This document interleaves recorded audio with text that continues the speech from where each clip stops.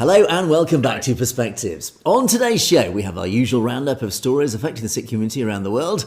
And as the protests in Chandigarh wrap up, the students and indeed people of Punjab celebrate their victory over RSS pressure to saffronise their historic university. In the United States, the trucking industry is reporting a catastrophic loss of Sikh drivers in the lead up to Christmas. We report on the impact, not just on the livelihoods of thousands of Sikhs being lost, but also the huge impact on the US's supply chain. Are shelves going to be left empty for Christmas? Well, all that and more on today's show, but joining me, as always, is our very own correspondent in Canada, James Cousineau. Good morning, James.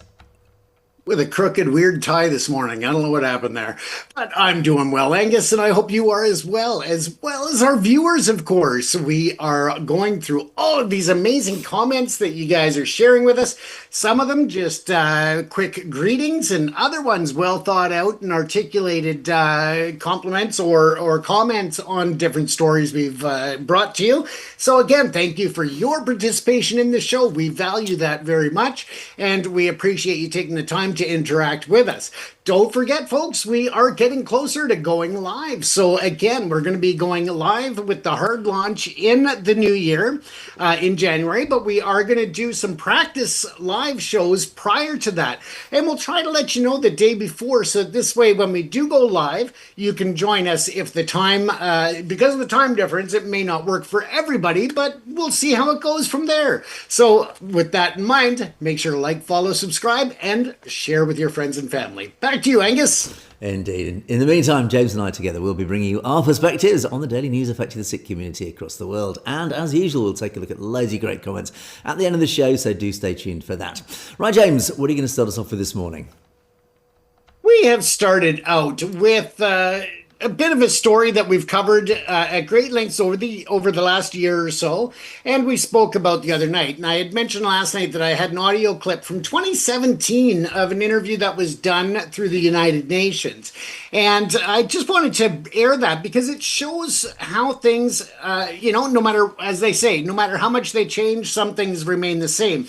And unfortunately, that is the situation when it comes to sexual assaults and rapes of women in India, that they are still viewed more as property than they are of valued equals. And that, of course, is very concerning.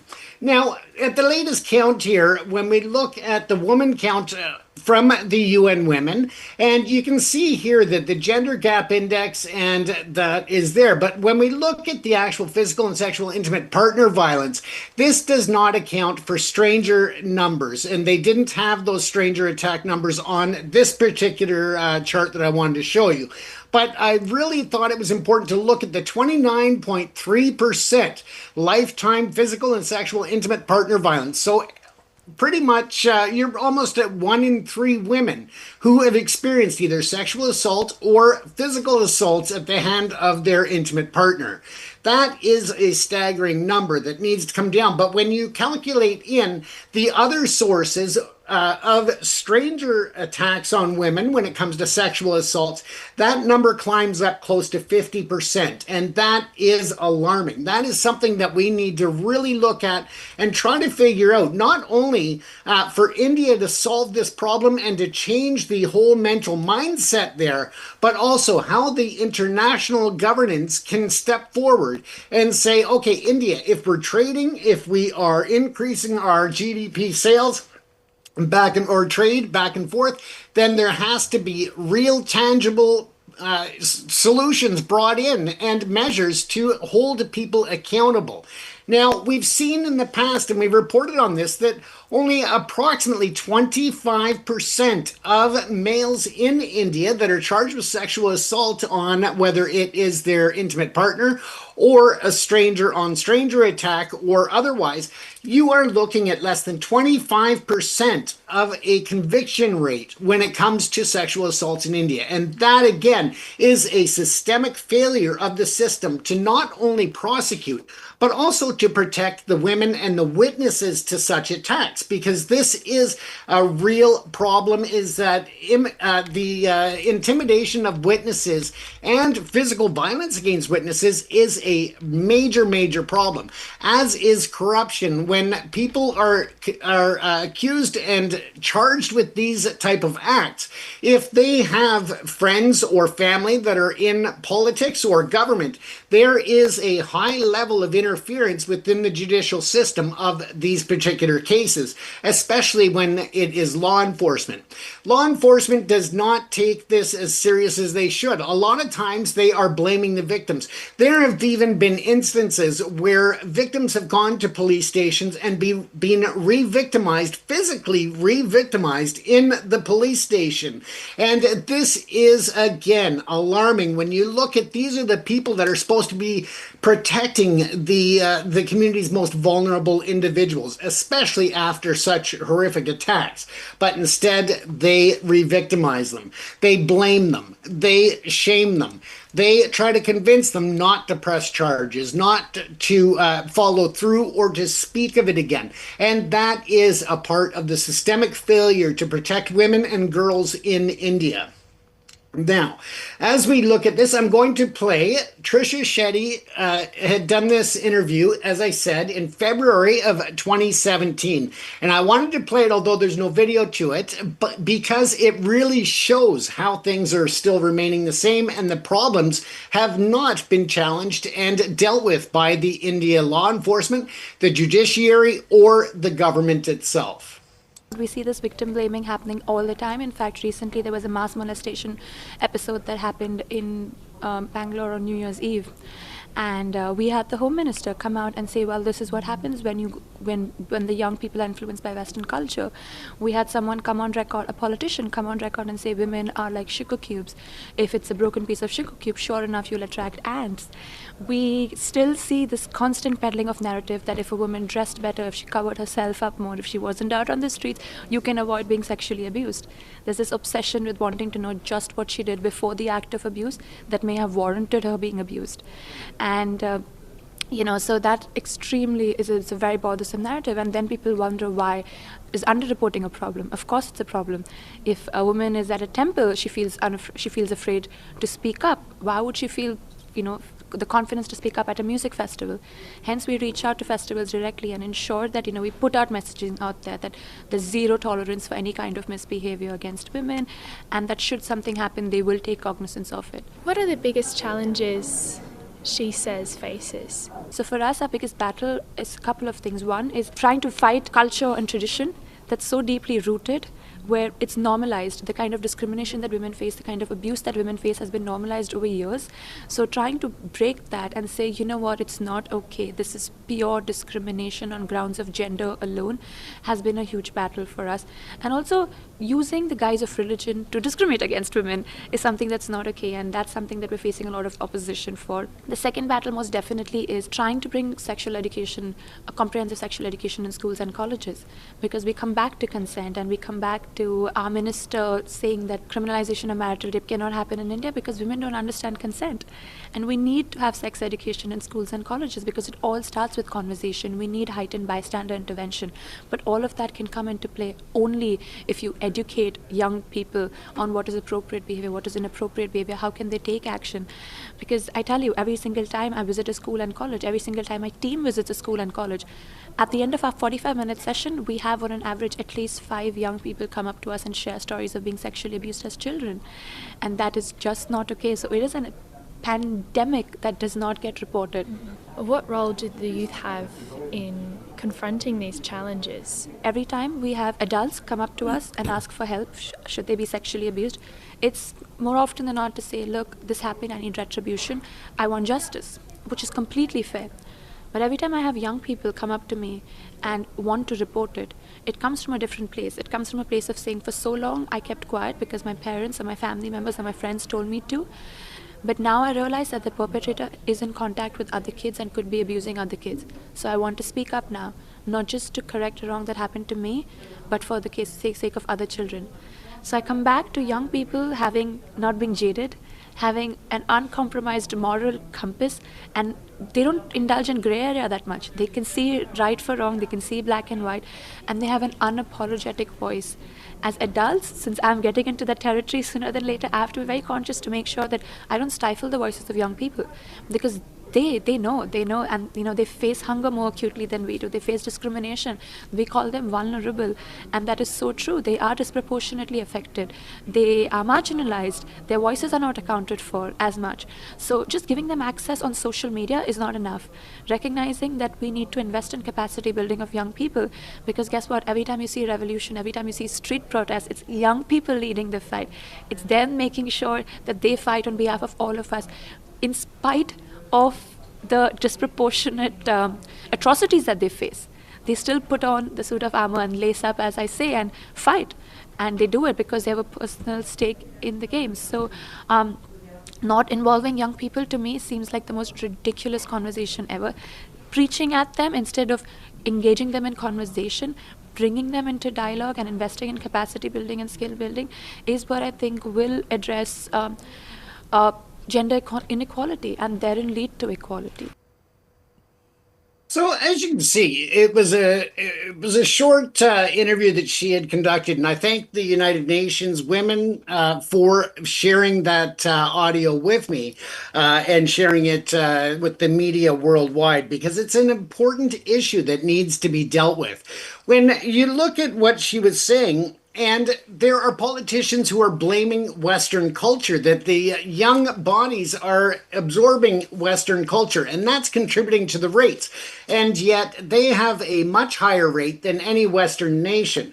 So that there dispels that misinformation. Instead of taking responsibility and trying to find ways to curb this behavior, they are instead looking for excuses. When politicians say that a woman is like a sugar cube, that once they are broken, they attract ants. Well, they're saying that, almost that these women are attracting these scumbags who are attacking them or violating them. And again, how wrong is that to start blaming the victims and trying to push that blame back on them and to shame them? And then they say that women don't understand the rules of consent, and therefore they can be put into forced marriage because they don't understand what consent means. I mean, what kind of speak is this from politicians, that they just insult and degrade the female population of their country at this level? Completely disgusting, completely uncalled for, and you can see why I thought this was important to replay this interview, even though it was done in 2017, because it shows that a lot has not changed and how far they still have to come to give women equality in India, and how important it is that the international community not forget what's going on. So as we continue on, we are going to move to another story, and this one here is about the food banks in crisis in Canada and the United States.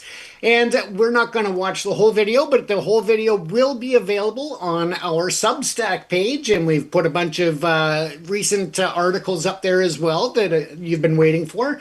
So let's take a quick peek at this and look at the challenges that are facing the food banks, but also the food insecurity that's facing North America at this time.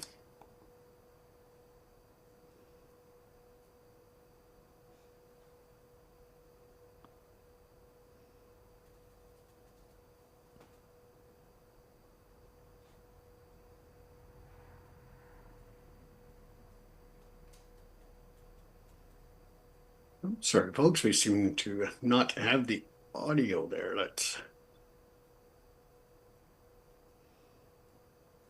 Okay, well, we seem to have lost the audio on this file, but that's okay, because I can talk anyway, and it's a longer video, so we'll make sure that you get the full format on our website. But in the meantime, folks, essentially right now, you're looking at a 9% increase in 2025 over 2024 for the Surrey Food Bank alone. It's when you look at the numbers across Canada, you're looking at about a 16% rise in the use of food banks. Each year, children are more and more impacted by food insecurity, and it is estimated that over 700,000 visits were for children, as well as seniors and others in need across Canada in this past year.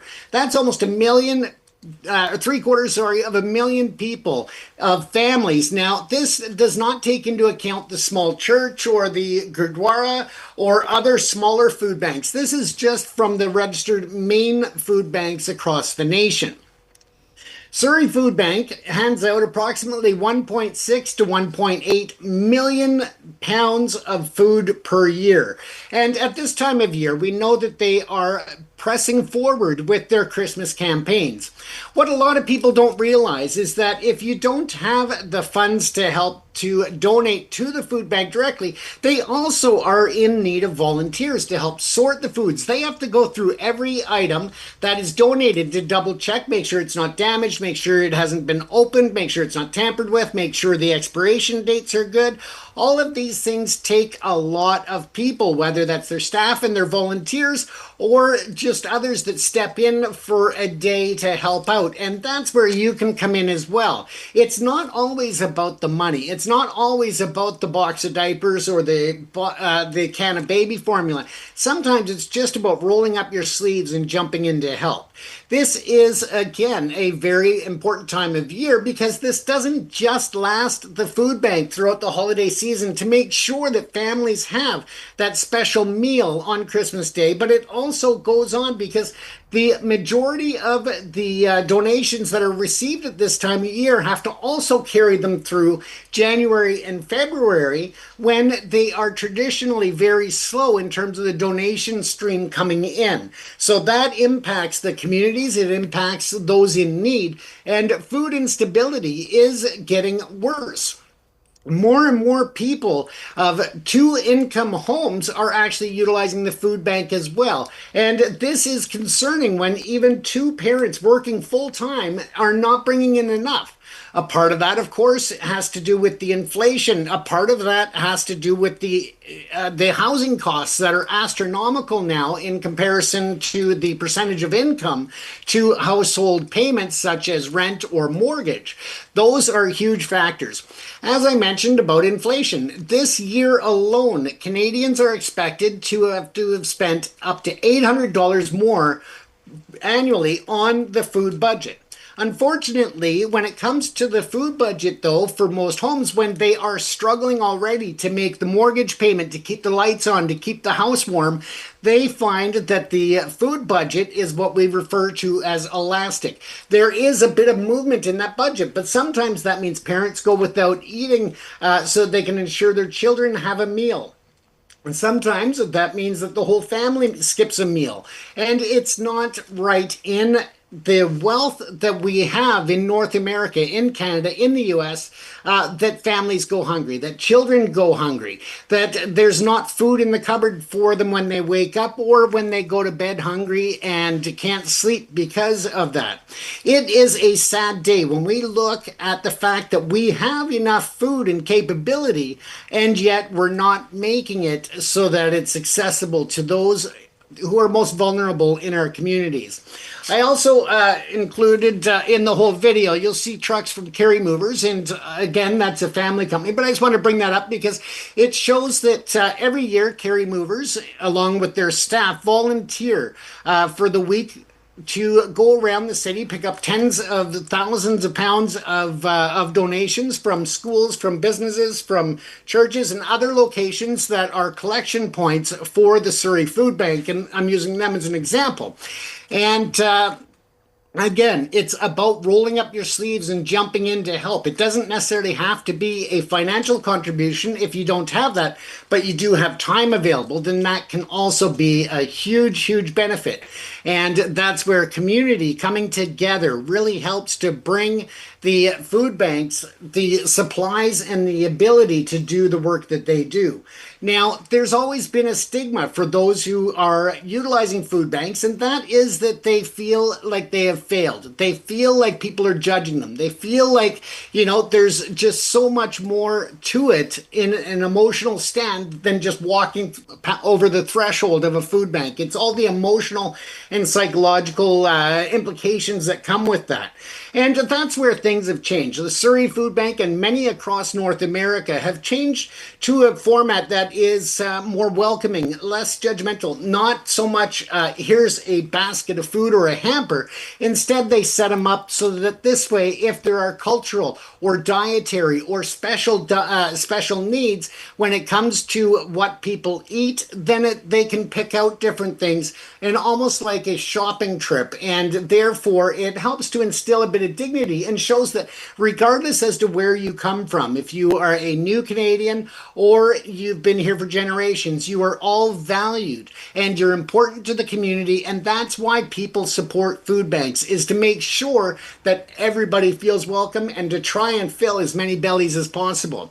We know that some people food banks, and what happens is that the longer families wait to utilize the services when they're needed, then when they do finally get out there and ask for help, then they generally need more extensive assistance because they've let this kind of build up a bit. So again, it could be health issues that are from malnutrition or not eating properly, not getting the right vitamins and nutrients, different things to that level.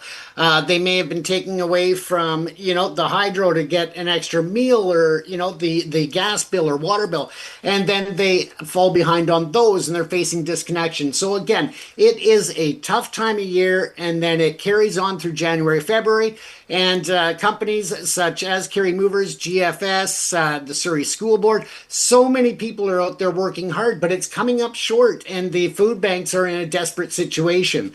There are food banks in Canada and the US that are turning away people because they just don't have enough food in the warehouses or on the shelves.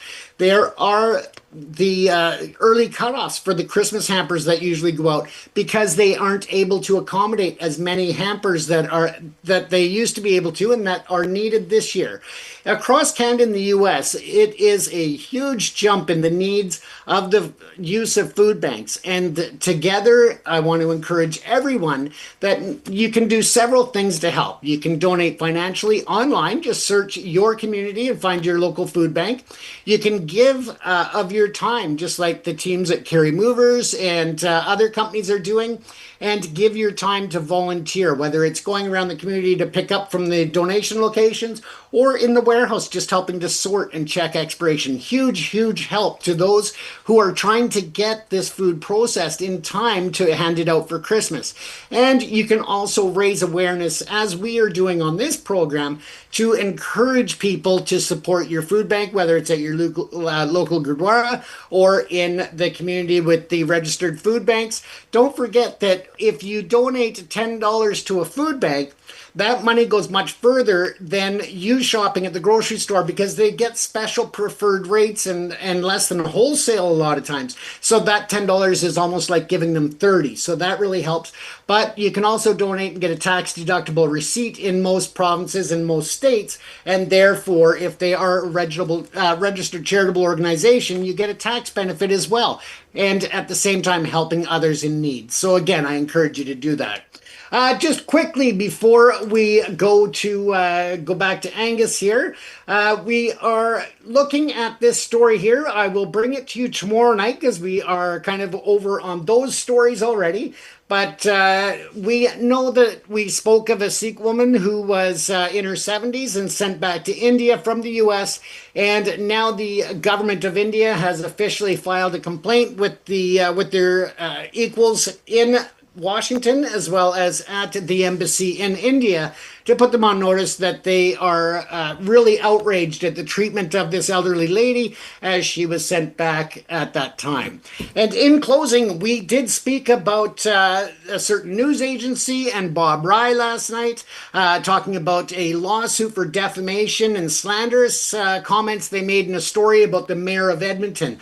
I did double check. That case is still ongoing. There has been no resolution, and I'll bring you more details on that story next week. Angus, back to you. Yes, indeed. And just on the food bank story, I mean, well done to everybody involved in that. It's a huge charitable effort which has such a huge impact on so many people who are suffering under really high levels of inflation. And interestingly, this story is reflected right across many Western countries. And indeed, I was reading about New Zealand. People saying, oh, well, we're going to, here in Europe, saying, oh, we need to flee. Where can we go? Let's go to New Zealand. And all the comments on social media was from people in New Zealand saying, no, don't come here. It's even worse. We're being priced out of our cities. You know, we're professionals and we can't even afford to live in our cities because inflation's so high, the cost of living's so high, etc., etc. And it's shocking to hear that people on two incomes still are having to visit food banks. And really, it's just a warning to those who run the world, who rule the world, is that you mustn't forget the old adage that society is only 2 meals away from revolution. In other words, if people are not eating, if people miss out on 2 meals in a row, you're fomenting revolution. That's how revolutions start. So as a society, and particularly those running our society, better wake up, because when people start going hungry, they have less to lose, and they are quite happy to take to the streets and start marching with their pitchforks. So that's, again, a very salutary lesson to those who rule the world. Talking about those who rule the world, India, this whole story about sexual assaults, we sadly have to visit this story all too regularly. And those statistics that you've shown up there, James, are actually pretty shocking, I have to say. We do know that India is a very patriarchal society. It is a misogynistic society. And those two big words basically wrap up in 2 words. The fact that India is a nation run by men for men, in simple terms. And women are seen as second-class or even third-class citizens. And God help you, if you happen to be a Dalit, a lower caste woman, basically you are the lowest of the low. And so it's not surprising that we see these high levels of sexual assault right across the board. As I say, it's not even exclusive to the lower caste women, as we reported last year. That poor doctor who was raped and murdered. So it's endemic in Indian society, and Indian men, as a generalisation, do treat women appallingly. It is also, I find it very interesting that, and we did report this actually last year, the Indian legal system went through a huge revamp, a slight reshaping of some of the fundamental structures of the Indian legal system, the statutes, etc. And there was a huge opportunity there to change one specific law that there was a huge campaign to change. That was the law of marital rape. Now, in India, it is still legal to rape your wife. I mean, again, I just find that astonishing to even say that statement. But this was there's a lot of controversy. And there's a huge campaign still in India trying to change this rule. But essentially, India, and this is something they inherited from the British. It was a British colonial law, and again, this is going back to 1947. But under the British colonial law, it was still legal to rape your wife. Now, India has had the opportunity since 1947 to change that law. And again, the major opportunity was last year when they restructured the law. And again, the campaign was launched, relaunched, I would say, to change that law to make marital rape illegal. It was thrown out. And in fact, there have been various cases, and I think even last year there was a huge case that I think went all the way up to the Supreme Court level, again trying to change this law. It was thrown out, and the reason was it is seen as too harsh, they said, on men. I mean, again, that statement speaks volumes again, because they say that the law of marriage in India has a whole host of legislation around it, and they're claiming the defenders of this ability to rape your wife are saying, look, there's enough law in place to stop it happening. Well, clearly there isn't, and it's interesting fact. I mean, for example, most countries on this planet, I think there's over 100 countries in this world, have signed up legislation that exclusively, that with unambiguously labels marital rape as a criminal act. There are only 36, I think, countries in the world that still allow marital rape. Interestingly, some of the most high-profile ones of those include Afghanistan, Pakistan, Saudi Arabia. Note there's a common theme there. They are Islamic countries, and again, I unapologetically often lay blame on the Islamic world and the Islamic culture, where again women are seen, in my opinion, as second-class citizens. Now, it's ironic that the Indian right wing are always blaming Islam for the world's ills, and that they're always, you even need not even social media, even the mainstream, they're always having a go at the Muslim world. And yet, India is actually practicing something as equally bad, in fact, arguably worse, is this is the marital rape law, is that you are allowed to rape your wife. And again, so when we see these statistics that 29%, nearly 1 in 3 women are raped, or at least report a sexual assault by their intimate partner, their husband, boyfriend or whatever, those are the ones that were reported. You think of all the ones that aren't reported, because the women who are raped saying, well, there's no point reporting it because it's not criminal, there's nothing wrong according to the Indian law. So in my opinion, again, it's just, there's this issue. And I talk about misogyny and the patriarchy of India. It's interesting in that recorded interview that there's reference. This is to an argument that actually we had quite a long time ago here in the UK. I think it was a judge or somebody in court actually said it was victim blaming. They said, look, if you didn't walk around wearing a short skirt or a low cut top, you wouldn't get raped, would you? And again, this is a totally misogynistic point of view, where it's men blaming the women for men raping women. It's your fault that I raped you because you were wearing a short skirt or a low-cut top. I mean, that argument holds absolutely no water, either legally or morally. And yet, this is the argument that is being thrown up in India, saying if you start dressing like Western women with prostitute-like clothes, it's your fault. Well, actually, let me throw this back at the people who argue that. Well, which country has the worst rape crime? It's not the West. Yes, we do have a rape problem, but India has an endemic rape problem. So in other words, it's nothing to do with our culture, it's your culture that's the problem. So in other words, that argument in itself holds absolutely no water. So again, this is why India is at the moment, it's trying to vie as a superpower. It might one day become a superpower, but it's going to become a superpower that is based on immoral principles. It is a superpower that treats its women as second or third class citizens. It is a superpower that allows men to rape their wives, and with absolutely no consequence. This is a serious problem. This does not reflect a country that wants to have a seat at the top table in the world. Unfortunately, it's founded on really old-fashioned moral principles. And I say old-fashioned because, of course, the British Empire brought this law in that marital rape was legal, but Britain, the United Kingdom, I have to say, even to its shame, it took until 1991 before it finally became illegal to rape your wife. But ultimately, we got there in the end, finally, thank heavens. But India actually has reviewed this, and perpetually, every time it revisits this subject, it keeps endorsing the fact that a man is legally allowed to rape his wife. I mean, what does that say, James? Absolutely. And you're absolutely right that, we are still young nations when it comes to outlawing that. And that is disgusting as to how long it was allowed to happen. And as you stated as well, Angus, that the India government has had since 1947, after partition, to say, hey, we need to make changes. And let's be clear, when we look at this is another argument for the women of Punjab to have Khalistan, because when it's ruled by Sikh, that is a major step forward in giving women equal rights, in giving them a position of equality where their bodies, their minds, and their opinions are valued just as equally. And therefore, that would help to not only educate the males within Punjab, but I think within that whole region, not even just in India or Pakistan, but I think that the whole Asian Pacific, in terms of, hey, this is what women contribute. They are valued in our society, and they should be treated as such. And I think that would go a long way to lead by example. Exactly that, James. I think that is the answer, is that once Khalistan is established, it will set a perfect example to that whole region. This is how you treat women. Because let's not forget, in the Sikh Empire was centuries, literally centuries ahead of its time in terms of its treatment of women. Under Sikh principles, women are treated as equals on every level and in every aspect. And that was even before the British Empire actually treated its women as equals. The women only got the vote, I think it was the early part of the 20th century. So again, the Sikh Empire was centuries ahead of even the wonderful great British Empire.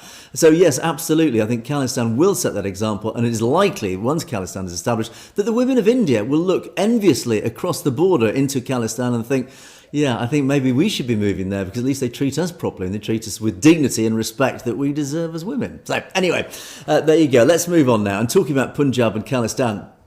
Punjab University. I'm delighted to say, yes, of course, we had that wonderful news that the Punjab University Bachao Morcha, which is this protest, did conclude last week after demonstrators declared a victory, a wonderful victory. And one lead figure quoted as saying, "Modi has bowed down in front of Punjabis for the second time within the last 5 years," of course, referring to the agricultural riots or protests in which Narendra Modi had to do a complete, quite embarrassing U-turn from his perspective. Now, of course, a video that went viral is one of many, actually. This is one of many. This is after the protest. Again, full credit to the young Sikhs here who were seen clearing up after the protest, setting a fabulous example. And again, it's a shame of Western protesters who, if you ever see a protest here in the West, the devastation, it's like a bomb's gone off after a protest leave. They never bother. So, I mean, well done to these Sikh students. Again, it sets such a great example, and it just sends such a clear message, not just to India and the Punjab, but to the rest of the world. This is how we live our lives as Sikhs, and this is what Khalistan, of course, will be based upon the same basic fundamental principles. Anyway, so back to the main sort of victory that was won here. Now, the announcement of the demanded Senate elections, it all comes back to these Senate elections which were cancelled. They find on the 27th of November, the month-long movement was ended. And once again, it showed India this might, as they call it, this might of Punjabi resistance in the face of subjugation, which again is a great statement that came out from the protest movement. And the election dates have been announced, and they've finally put an end to a central government's attempt to remove democratic student-led governance of the institution. And of course, it's a bigger story than that. It's not just about students. It was all about, it was a pushback against RSS control of the Punjab. Now, the protest itself, it was largely Sikh-led, and but it did actually also include many non-Sikh leading figures. And this, again, I think was why the central government actually caved in on this, because they realised this had the potential to go big. This really had the potential. I always talk about catalytic events. This had the potential to be that catalytic event to grow into something much bigger. And as I said at the time, it could even lead to the whole Khalistan movement actually daring to raise its head above the parapet and take to the streets. And again, I always look at Eastern Europe, revolutions that happened in the 20th century, the fall of the Berlin Wall, etc. Those sorts of movements started, like this. And so the largely, as I said, the largely Sikh-led protest began with Ardas and Langar. Of course, it was seen as a vital tool to ensure that the protest remained active over weeks. And again, it was this whole fundamental principle of Sikhi that actually underpinned this protest and kept it going, because these things tend to peter out. Certainly in the West, quite often they peter out after just a few days. But these guys just kept going. The Langar was there. The Ardas kept them kept the moral backbone up there. It really lifted the spirits and kept this thing going, which is again why they won. And the protesters actually were universally praised, not just in India, but actually globally. They have been praised for this mass cleanup operation after this, because again, it was a month-long demonstration. And as one reporter said on the protest, as a quote from one reporter, he said, "This student protest raised significant questions about the university's Punjabi identity, Punjab's claim over Chandigarh," and that was a key part of this whole protest, is to try and reclaim Chandigarh as the capital of Punjab, and much more. But essentially, the idea of a democratic space for students and which speaks to the students held the heart of the movement.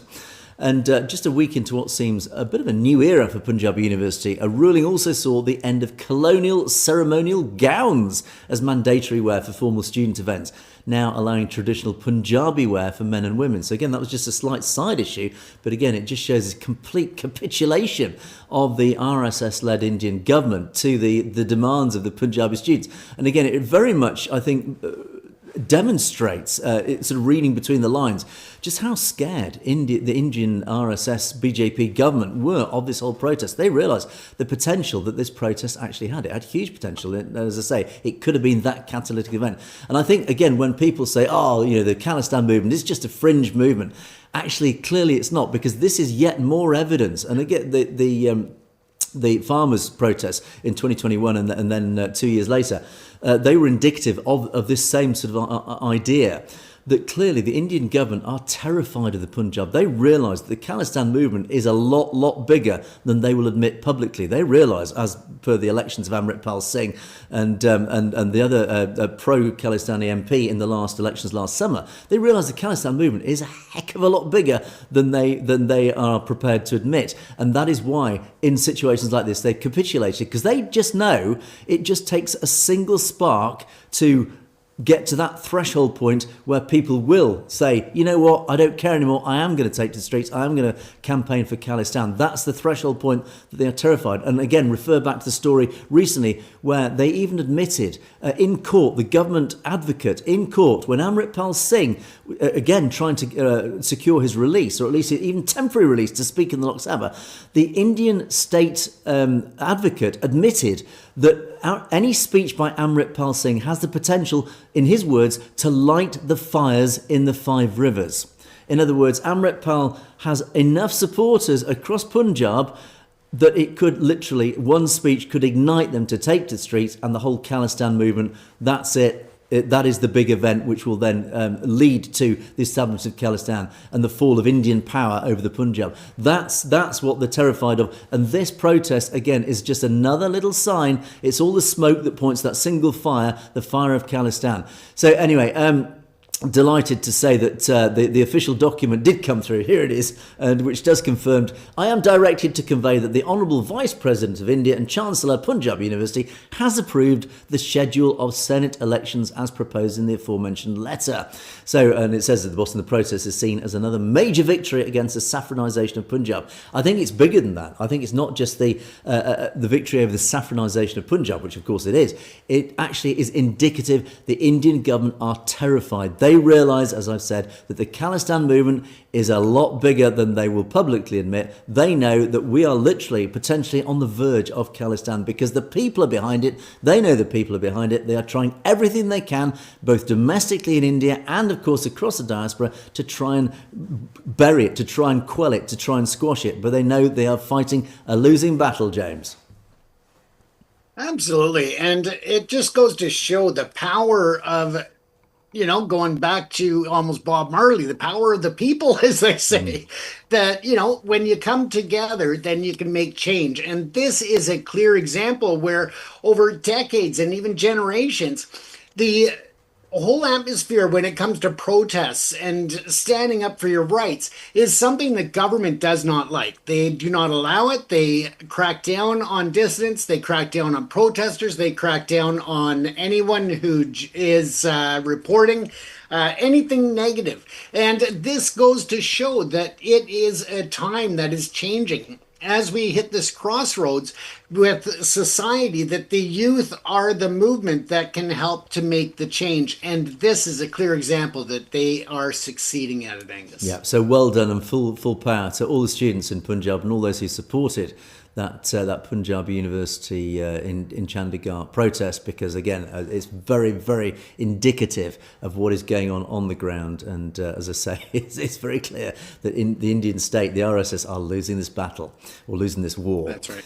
Right, let's move on to my second story. And I referred in the introduction. There's a bit of a crisis going on over in the United States. Actually, it's not just I was going to say California. It's not just California. It's across the United States, but specifically in California. This article in the LA Times yesterday or a couple of days ago.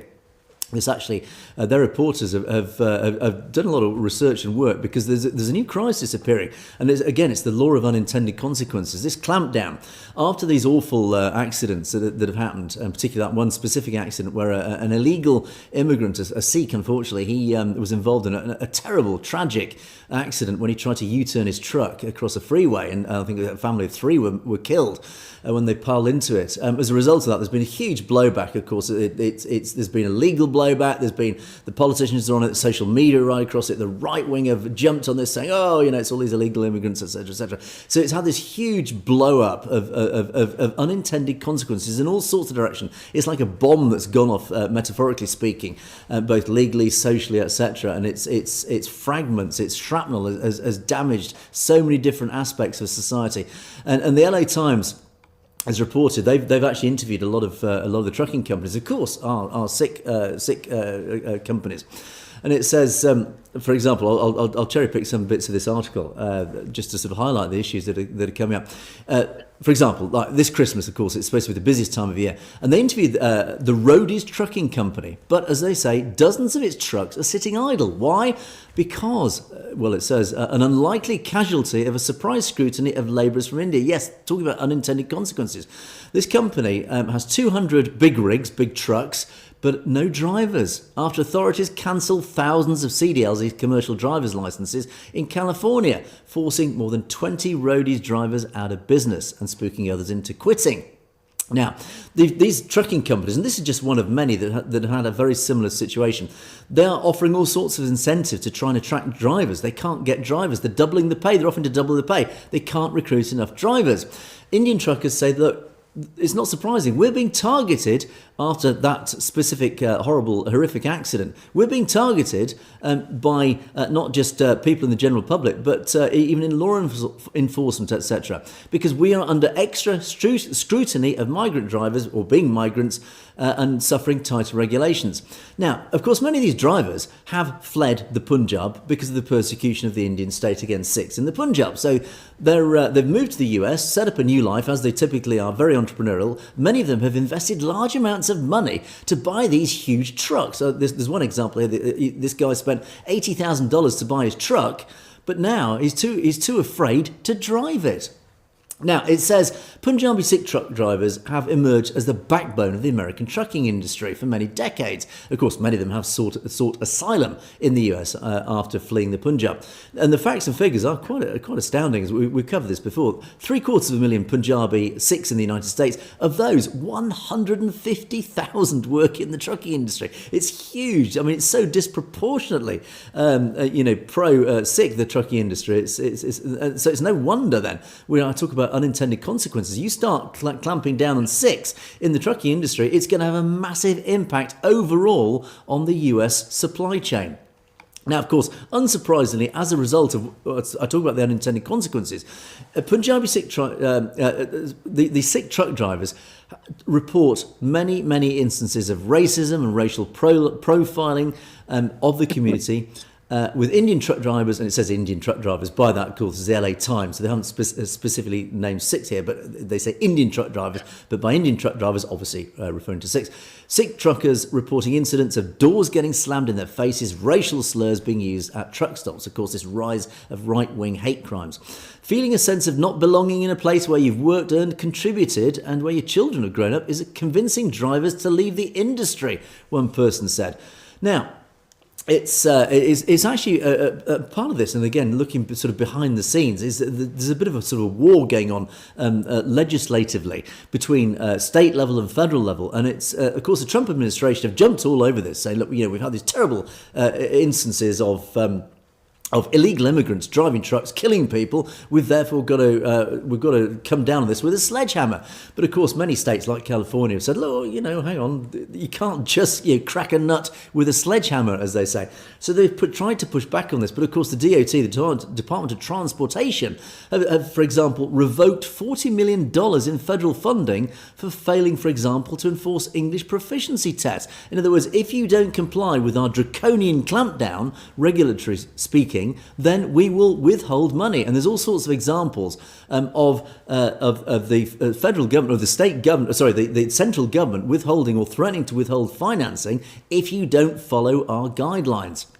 Now, California's Department of Motor Vehicles announced plans, for example, to revoke 17,000 CDLs issued to immigrants. Now, again, talking about jobs worths, the reason that these licenses were cancelled is because these licenses were set to expire after the time the migrants were legally allowed to remain in the US. So when their visas expire, but of course they get renewed in most cases, but unfortunately because their license, the end of their license goes beyond when their legal visa to stay in the US expires, they're cancelling the CDLs. They're saying, well, look, we can't guarantee that you're going to be in the US after your visa expires, so we're cancelling your CDL. In other words, these guys can't even work, despite the fact they are legally in the United States. So you can see how this cretinous legislative jobsworth situation, this bureaucratic loophole, is again exacerbating this problem.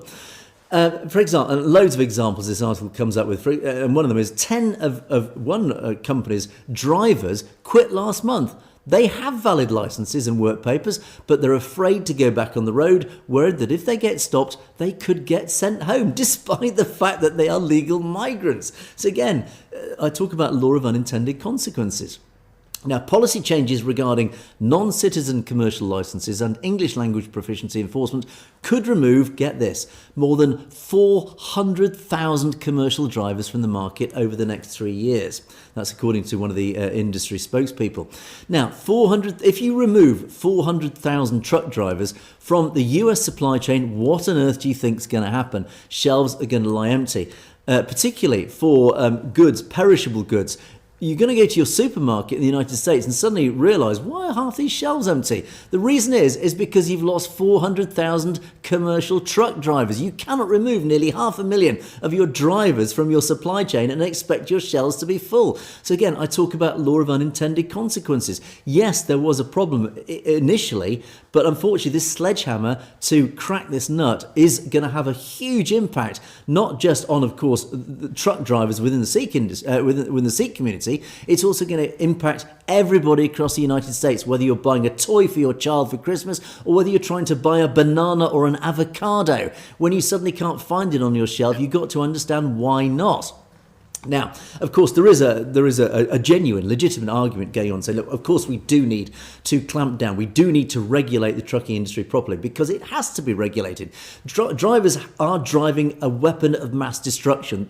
The kinetic force in a truck is horrific if it's driven dangerously. In other words, people can easily die with trucks. There's absolutely no dispute about that, and there must be regulation. And even Sikh truck drivers or Sikh truck companies are totally backing enforcement of the legislation. Their drivers must be able to speak reasonable English. They must be able to read road signs. These are fundamental things which, of course, the Sikh community totally and utterly supports. Unfortunately, though, is that, as I talk about this sledgehammer to crack a nut, when you overdo it, all you're doing is you're now driving Sikh, legitimate, legal Sikh and experienced Sikh truck drivers out of the industry, and the consequences are massive. Not just the livelihoods of these Sikh truck drivers, but of course down that supply chain into the supermarket shelves and your shop shelves. There's a tongue twister. Your shop shelves, when they're empty, unfortunately, you have to understand why, James. So as I say, it's a bit of a mad situation developing there.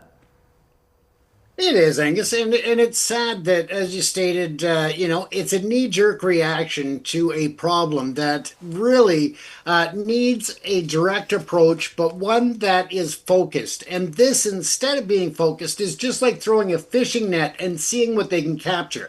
If you talk to people, and I don't know this for sure, but I'm going to speculate that persons of color are being stopped a lot more than Caucasians when it comes to truck stops, truck inspections, scales, all of that. And that is, again, are we going back to a time where we were racially profiling people in order to try to catch them at something? And when you look at this, again, the Sikh community represents about 20% of the trucking industry, and that is North America wide. When you look at that number, the disproportionate number that are being stopped and harassed, again, shows a more of a propensity for the racial profiling when it comes to the drivers. When we look at those who are targeting them, of course, we now know that on social media and other media outlets, you are going to have the bots. So, of course, whether it's Raw, RSS, India, and others for more nefarious reasons, or just as nefarious, I should say, the racists and the nationalists and all that are going to perpetuate the stereotype and the problems and spread misinformation and disinformation about minority individuals or those with temporary work visas. They are going to make this even worse. And that's where people are being misled, because the problem is not as large as as the industry is. The number of people who have been injured or killed at the hands of Sikh truck drivers is much less than the other 80% of the industry, but the other 80% is not being reported on. They are not being vilified. They are not being the scapegoats for an industry that needs change. And in the final comment on that is that, of course, you can't get enough truck drivers when the manufacturers, the distributors, the government, everybody has forced the prices down for transportation costs. That means that trucking companies are making a lot less in terms of the margins. They can't afford to pay on comparison what they were, say, 20 years ago with inflation and everything else. So therefore, they are cutting corners, whether that is to bring in drivers that are less qualified. That's what you'll end up with down the road if this continues. When you look at people who are working and pushing the hours of service and the speed and all of that down the road, that's going to happen as well, because you are not looking after the drivers who were at one point heroes during a pandemic, that were getting the groceries to the grocery stores when everybody else was locked up in their homes, and now you're vilifying them, and that shows the double standard, I think, Angus. Yes, I think you're absolutely right on that one, James. I couldn't agree more on that one. So, anyway, we need to move on now, because we're fast running out of time. We need to zip through our comments. Unfortunately, I have to zip through these very quickly. Punjab, thank you for this. This was after my interesting, very, I'd say, fascinating podcast with Dr. Grewal last week. We talked about the evidence is emerging from the Epstein files. The whole sex scandal was actually, ironically, a bit of a diversion from the real scandal under there. Is that he actually appeared to be a bit of a facilitator between the extreme right wing link between the Zionist extremists in Israel, the right-wing Hindutva extremists in India, and of course some of the MAGA extremists in the United States, saying he actually helped facilitate and link up these various organisations. Punjab obviously agreed with this, and not surprised, because as your point states, ultimately, yeah, all these people pointed to in that podcast, they are all extremists who see themselves as a superior race, and likewise, you say in the Jewish Talmud, they talk about goyim meaning all the others are subhumans. And again, this is almost Hindutva ideology, saying that we are a superior race. But Killer then comes back with an interesting comment saying, look, it doesn't actually make sense, because if Bannon Bannon's basically a right-wing extremist, he's a racist in your view. He's trying to get immigration banned. So how on earth does that sort of sit in this whole thing? I think the answer to that, basically, to sum it up very quickly, again, we don't have much time to go into this now, is that it's nuance. There's a lot of nuances there. I think that the general picture is clear. There are individuals who might go slightly against the grain on that. And then the final point from Project Spider, ultimately says, why would Khalistan cooperate with these paedophiles right across these countries that are linked in this? Khalistan needs to be totally independent from these foreign governments, but work directly with the general population of these countries. Sadly, I'm afraid my point on that one is, yeah, in an ideal world, unfortunately, leaders have to deal with leaders. So the Khalistan leaders need to get leaders on side. Whether they like them or not, they need to get leaders in these other nations, James.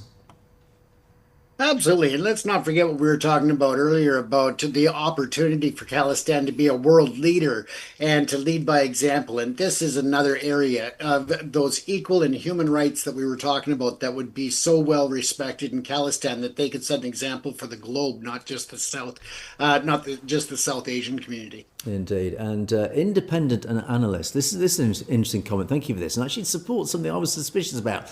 Baba Khalsa is an imaginary, non-existent organisation. Of course, quite often India paints, and again, that video yesterday that I showed, they claimed that that gentleman who they interviewed was a former member of Baba Khalsa. What is Baba Khalsa? Yeah, there's a bit on the internet about it, but ultimately, has it ever really existed? I don't know. But independent analysis says, no, it's a creation of the Indian state, basically. It's a bucket through which they can always label their so-called terrorists. Of course, any Khalistani campaigners they label as a terrorist. Well, they're all members of Baba Khalsa, aren't they? Well, what actually is Baba Khalsa? So as you say, yeah, it's never existed. It's a creation of the Indian state to easily allow them to label terrorists in the West and, of course, within India, James. Absolutely. And I don't have enough time to go into it in details or what that is what Canadians look at Baba Khalsa as being. So maybe we'll talk about that in another show, because I just don't have the time tonight. But I do understand the whole concept that they just want to have that bucket to throw everything in to see what sticks and to label people. The phrase that springs to mind is, who is Kaiser Soze? For those of you who know that film I'm referring to. Who is Baba Khalsa? Big question. Stay Safe says, Avtar Singh Kandar's poisoning is very similar to Alexander Litvinenko, of course, the Russian dissident who was I think it was polonium, a radioactive substance. Yeah, absolutely. And TC totally agrees. Why aren't the media making more of this? Well, I suspect because the media is a tool of the establishment, James. We know the establishment is always protecting itself, and if it controls the media, it controls the narrative, James. Absolutely, and we're getting less and less of people from a mixed source to control the media. Instead, it's getting very, very isolated and condensed in terms of who's controlling the media worldwide and the politicians and governments that are controlling them, or they're controlling the governments. Indeed, and then we had of course we talked about there's that comment the other day about okay, how many Khalistanis will actually return to Khalistan once Khalistan is established? Well, Amrit Saravar says, look, they all queued up in minus 10 degrees in that awful, dreadful conditions the other day to cast their vote. They're going to have no hesitation about heading home, obviously, where it's going to be an awful lot warmer. And Punjab likewise makes sort of the same sort of comment. That guy who made that comment can't be a Sikh or even a Punjabi.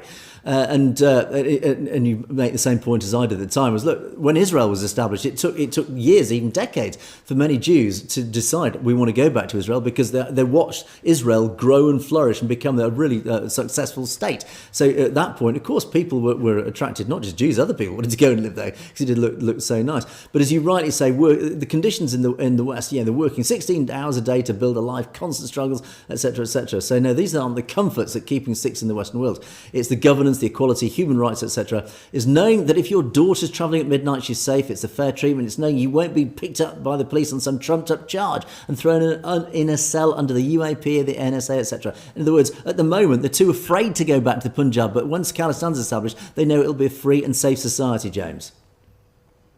Absolutely. And I do think that in all reality, Angus, I think it is going to take a bit of a transition period for people to have that watch and see approach to returning to Khalistan. So it's not going to be the floodgates opening immediately. I think there's going to be some people that go back right away, but I think that more so people are going to be investing in their future by investing in Khalistan. And then they will, as things grow, develop, and prove themselves, then you'll see a lot of people, not only Sikhs, but a lot of people from around the world wanting to go. An interesting statistic there at the end is that 65% of Indians leaving India are from Gujarat, which is, of course, Modi's own state. And, of course, that's interesting because, of course, Khalistan, the boundaries of Khalistan is hoped to include Gujarat state, to take it all the way down to the coast. So if there's that many Gujaratis are unhappy with the conditions, they are likely themselves to start voting for Khalistan as well. So when people say, oh, it's just a peripheral movement of Sikhs, no, it's not. Clearly, there are enough people, in presumably Hindus, who are fleeing Gujarat because they've had enough of what's going on even in Gujarat state. So anyway, final set of comments. Sat Bashan Singh says, thank you for this. Hi, truth teller twins indeed. And Magic Core, as she often does, pops in and says, hello Angus, well hello to you, and hello to all our wonderful commenters. And the final sign off, James, as we always do, Magic Core starts us off with Waheguru Ji Ka Khalsa, Waheguru Ji Ka Fateh. Amrik Singh says, well done to both of us. Khalistan Zindabad, and the final Khalistan Zindabad goes to Bikarjit Singh. Apologies for my pronunciations there. But there you go, James. We always like to sign off on a very positive high note. That we do, Angus, and thank you to our viewers for, again, just amazing comments. Indeed, but there we must wrap things up as we've hit the hour mark. But thanks so much for watching. Do keep those comments coming in. Thank you for all of you who have commented. Again, as always, some very interesting comments there and some really interesting, well thought out arguments. So thank you for those. And of course, we do invite anybody who has any criticism or wants to contradict our narrative. Come and try it on if you think you're hard enough. We do like to have a bit of banter with you guys. But in the meantime, anyway, we'll wrap things up for another day. Thanks so much for watching. It is a goodbye from me. It is a goodbye from James. Stay safe, everyone. You have, of course, been watching Perspectives. We will see you next time.